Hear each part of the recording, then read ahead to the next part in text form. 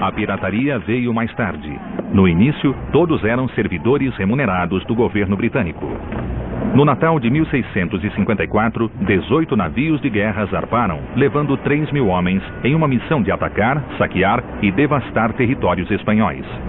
Entre eles estava o jovem Henry Morgan. Agora, nossos investigadores seguirão os passos de Morgan. Como este, eles partem para a Jamaica. Ali, descobrirão como os piratas e a Marinha Britânica transformaram totalmente esta ilha.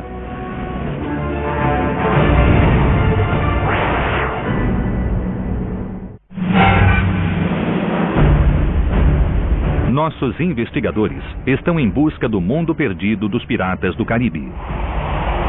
Há 350 anos, centenas de homens partiram das docas de Bristol, na Inglaterra, para o Novo Mundo. Um deles era um jovem aventureiro chamado Henry Morgan. Morgan chegou na Jamaica em maio de 1655 como parte de uma força britânica cuja tarefa era tomar terras dos espanhóis. Rapidamente, dominaram as defesas da ilha e, em vez de ocupar a capital, chamada de Spanish City, decidiram construir uma nova base. O local que escolheram fica na ponta de uma longa península ao sul do porto de Kingston. Deram-lhe o nome de Port Royal. David Stewart, um arqueólogo marinho, veio em busca do que restou do mundo ao qual Henry Morgan pertenceu. Hoje, Port Royal é uma pequena aldeia de pescadores. Não há traço algum de sua antiga glória. Hoje, Port Royal é uma parte da Jamaica muito pequena, muito quieta, meio perdida. Parece que nada acontece aqui. Mas há 400 anos, esta deve ter sido a maior e mais rica colônia do Novo Mundo. Só há uma estrutura completa da cidade original. Chama-se Fort Charles. David encontra-se com o arqueólogo Roderick Ebanks. É uma estrutura impressionante. Eles construíram isso pela necessidade de defender Jamaica. Há aberturas para canhões em todos os lados desse forte, não apenas no lado voltado para o que hoje é o mar. Este forte foi a principal unidade de defesa e cobria 360 graus. A construção do Forte Charles começou assim que os britânicos chegaram na ilha. Muitas de suas características sobrevivem intactas, inclusive as grossas paredes de pedra calcária e dezenas de canhões que vieram da Inglaterra. Mas, cravado na parede, há um sinal de que houve aqui uma mudança dramática. Notei uma série de argolas de ferro ao longo da fachada do forte. Para que serviam? Eram usadas para amarrar a corda e dar uma ancoragem segura aos navios. Eles chegavam e eram descarregados. Há 4 desses anéis aqui. Essas argolas são intrigantes. Navios eram amarrados nelas, mas não há navio algum perto do porto. O navio inteiro, projetado para evitar um ataque vindo do mar, é completamente cercado de terra. Como evidentemente o forte não mudou de posição, a única resposta é que a terra mudou sua forma. E existe outra evidência: uma construção que afundou no solo. É uma estrutura impressionante, como você pode ver. É preciso manter um pé mais alto que o outro ao andar, senão você cai para o lado onde a casa afundou. É uma clara demonstração de que Port Royal é construído em uma superfície muito instável. A terra é instável porque é formada por areia solta e cascalho fino trazidos dos rios no continente. Ao longo do tempo, esses sedimentos alargaram a terra. Mas, há 350 anos, quando o forte foi construído, ficava cercado pelo mar nos 3 lados.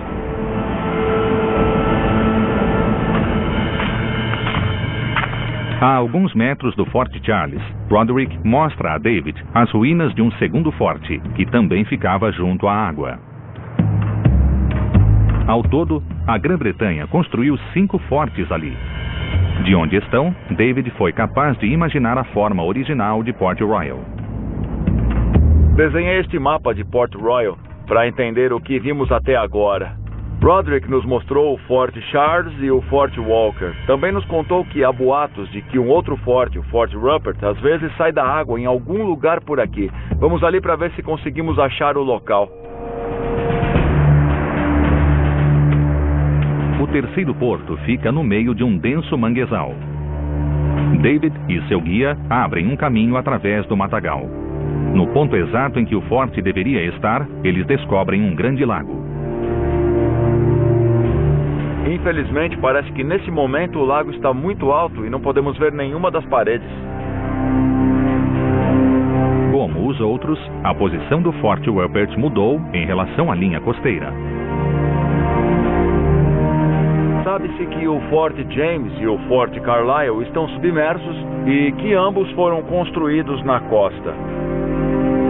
Ligando-se os diversos pontos e juntando o padrão dos fortes, como devem ter sido no século XVII, conclui-se que o território na época tinha uma forma muito diferente da atual. Mapeando os locais dos portos hoje, David descobriu que a forma da península inteira se alterou dramaticamente desde a construção de Port Royal. Os fortes revelam algo mais sobre esta comunidade à época de sua formação. Era um agrupamento com muita necessidade de defesa. Jamaica era a única colônia britânica no meio do território espanhol. Um ano após a invasão, a frota que trouxera os britânicos voltou para casa. A ilha ficou desprotegida e vulnerável. Não demoraria muito para Port Royal ser atacada por piratas. A 240 quilômetros da Jamaica, na distante ilha de Tortuga, instalara-se uma comunidade de marinheiros banidos e desertores, muitos dos quais tinham vindo das docas britânicas. Eram conhecidos como os bucaneiros. Tessa se encontra com o historiador Ed Chrysler. O que foram exatamente os bucaneiros? Era um ajuntamento esquisito de indivíduos. Havia proscritos de muitas nações, de todos os tipos.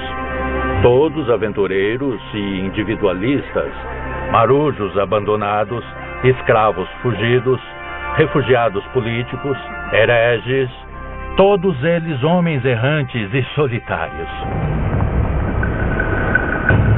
Os bucaneiros foram a Tortuga depois que os espanhóis trouxeram gado para a ilha.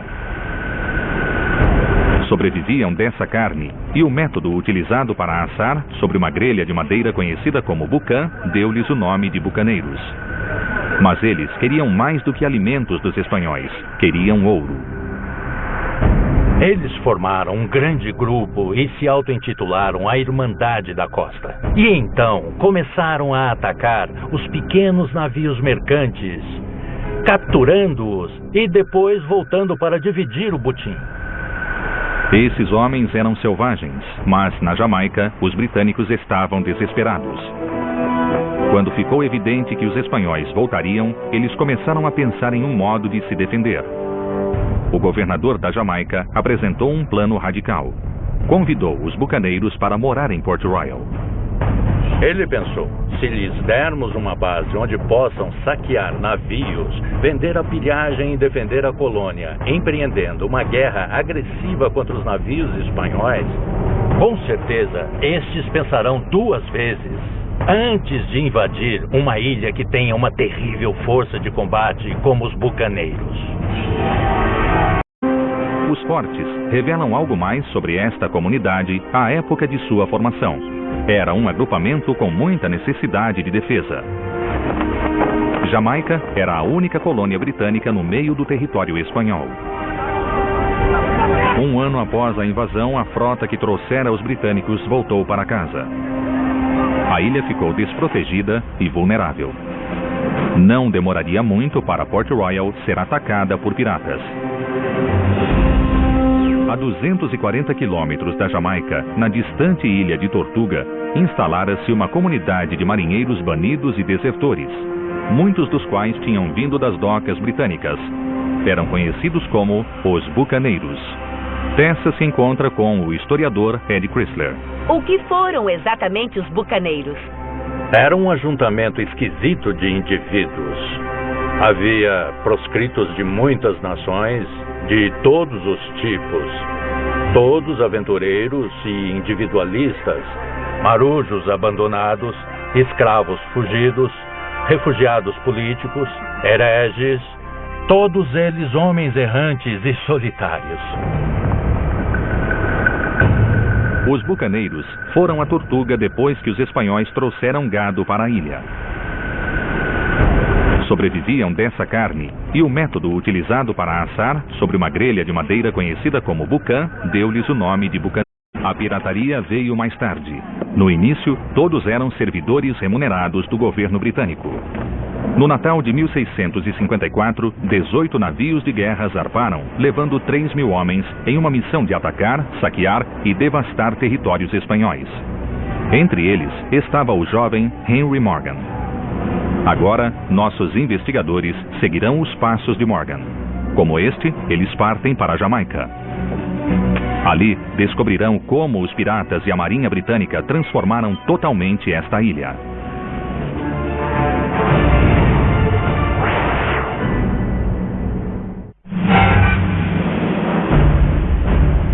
Nossos investigadores estão em busca do mundo perdido dos piratas do Caribe. Há 350 anos, centenas de homens partiram das docas de Bristol, na Inglaterra, para o Novo Mundo. Um deles era um jovem aventureiro chamado Henry Morgan. Morgan chegou na Jamaica em maio de 1655 como parte de uma força britânica cuja tarefa era tomar terras dos espanhóis. Rapidamente, dominaram as defesas da ilha e, em vez de ocupar a capital, chamada de Spanish City, decidiram construir uma nova base. O local que escolheram fica na ponta de uma longa península ao sul do porto de Kingston. Deram-lhe o nome de Port Royal. David Stewart, um arqueólogo marinho, veio em busca do que restou do mundo ao qual Henry Morgan pertenceu. Hoje, Port Royal é uma pequena aldeia de pescadores. Não há traço algum de sua antiga glória. Hoje, Port Royal é uma parte da Jamaica muito pequena, muito quieta, meio perdida. Parece que nada acontece aqui. Mas há 400 anos, esta deve ter sido a maior e mais rica colônia do Novo Mundo. Só há uma estrutura completa da cidade original. Chama-se Fort Charles. David encontra-se com o arqueólogo Roderick Ebanks. É uma estrutura impressionante. Eles construíram isso pela necessidade de defender Jamaica. Há aberturas para canhões em todos os lados desse forte, não apenas no lado voltado para o que hoje é o mar. Este forte foi a principal unidade de defesa e cobria 360 graus. A construção do Forte Charles começou assim que os britânicos chegaram na ilha. Muitas de suas características sobrevivem intactas, inclusive as grossas paredes de pedra calcária e dezenas de canhões que vieram da Inglaterra.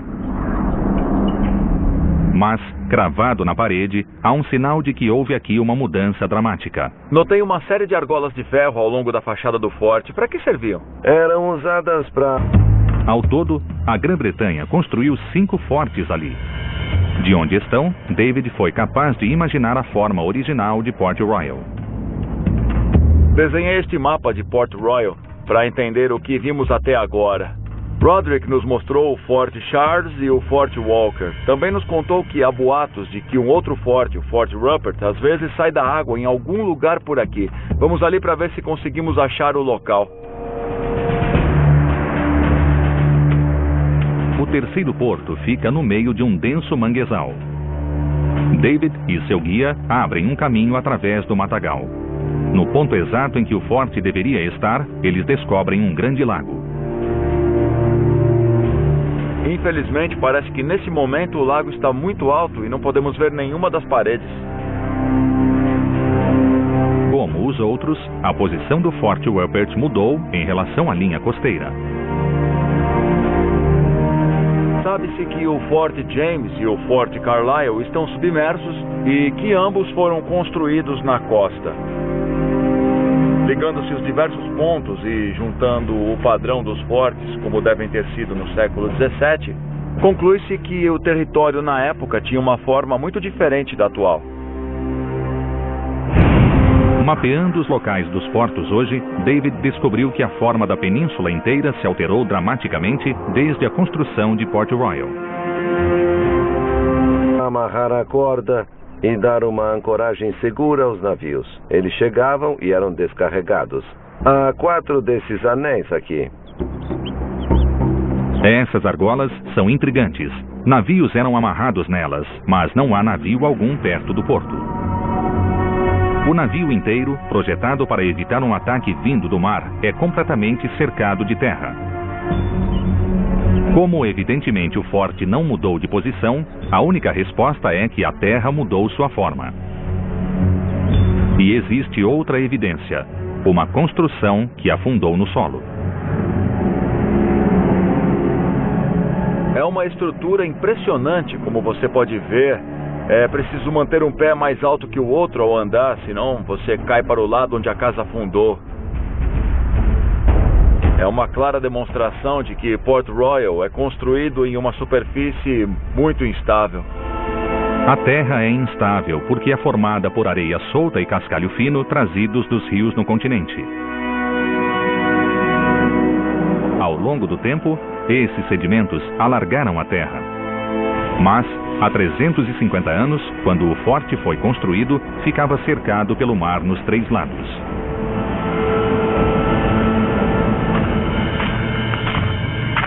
A alguns metros do Forte Charles, Roderick mostra a David as ruínas de um segundo forte, que também ficava junto à água.